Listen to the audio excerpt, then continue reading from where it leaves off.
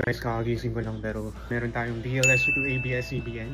By the way, super honored to have this opportunity na we're gonna get interviewed by ABS-CBN. So now it's February 15, kaka-Valentine's Day lang. Tara, let's join the Zoom. Tara guys, ito na tayo guys. Sali na tayo. From ABS-CBN News, I write lifestyle and more on the soft side of news po. Lumalabas po kasi kayo sa FYP ko and I thought na educational po yung contents nyo. And so, paano po kayo nag-start? Yeah, nag-start kasi siya sa account ko. Yung Jetnet ko lang that for my music lang kasi since I'm also like a sideline artist. Nag-start lang siya biglaan na trip-trip lang kami na nilakaran namin from Vito Cruz LRT to Bambang kasi sobrang, that specific day sobrang haba ng pila. It was supposed to be a one-time thing lang. Tapos video ko siya para i-promote yung song ko that time, Aking Sinta. Hindi pa siya nare-release. Hindi ko siya inakala na gagawa ng series o parang ituloy ba siya kung what it is today.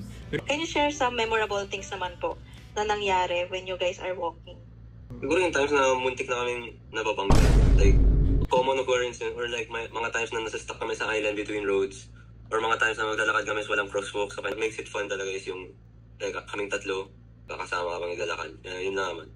Very memorable rin like along the way during the walks, like nami-meet namin yung mga fans. Like, for us, like sobrang na-appreciate talaga namin kasi like, they watch us talaga. Tapos, yun, like, it's very nice to know na someone is happy to watch us. Ganun. Parang they make parang if they watch us, it makes their day. So it really feels like very nakaka-appreciate talaga.